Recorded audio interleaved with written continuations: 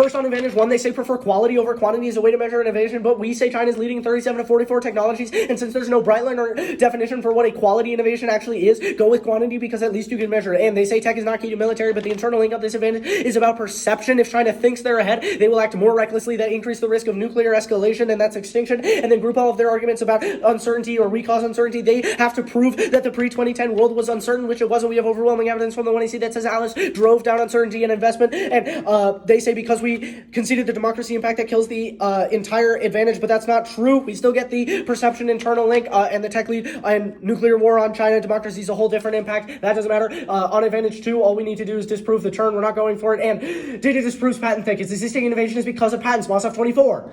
Patents are incentives to commercialize innovation. Patents facilitate extensive licensing and information sharing agreements that efficiently distribute innovations in the high-tech sector. The patent system has driven an explosion in new products and services at a rate never before seen. Empirical studies demonstrate that the observed pattern in high-tech industries is lower quality adjusted prices, increased entry and competition, and higher performance standards. This empirical evidence contradicted the predictions that patent holdups and patent thickets would raise prices and stifle innovations, and there are no neg empirics. As we said in the 2EC, make them prove the pre-Alice world had thickets, which it didn't. Small innovators aren't key to Advantage 1, so they don't get that part of the turn. Onto the pathogen CA.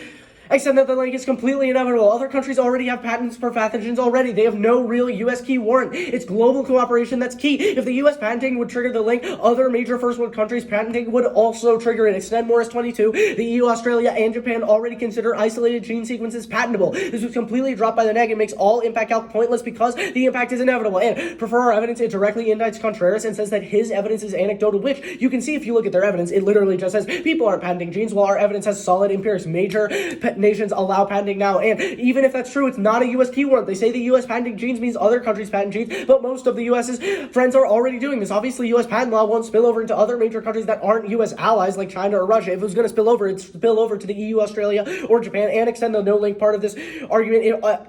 As long as we prove that we increase innovation, we have a chance of actually solving the impact, while the status quo has no chance of solving the impact because patent pathogens are already allowed. Onto the prizes counter plan. First, there's no real impact to the cyber internal net benefit, so extend Lonergan and Lonergan 23. It's thumped. We've been cyber attacked thousands of times since the 80s, and there's been no impact. This was completely dropped. They have no offense on the counter plan. And extend the looting deficit. The prize system would be set by the USFG. That makes it vulnerable to political influence and corruption that drives resources away from innovating and toward lobbying and bribes. If you want to get the prize legitimately, you risk losing out to a competitor who makes a better innovation. Lobbying is a way more direct way to get prizes and would be preferred by big companies who want to lobby anyways. Their answer is incoherent. It says trials to determine the social value of a product would set the prize, and that would solve. But one, the looting deficit isn't about the prize amount, but who gets it. This card doesn't solve lobbying overall. It matters more who the prize goes to, not how much it is. And two, the counterplan's text never specified those trials. Don't let them add another process to the counterplan to escape a solvency deficit. That's not fair. Three, social value is a meaningless phrase, and there's no explanation of how they would calculate that. And four, companies could still bribe whoever sets the prize to overestimate their innovation's social value. And five, prizes cause rent-seeking and cryonism. Stevens and Ezel 20. A prize system would hand significant powers to government officials who would be the ultimate arbiters of whether a new medicine wins a prize. This would create major incentives for rent-seeking and result in wholesale politicization.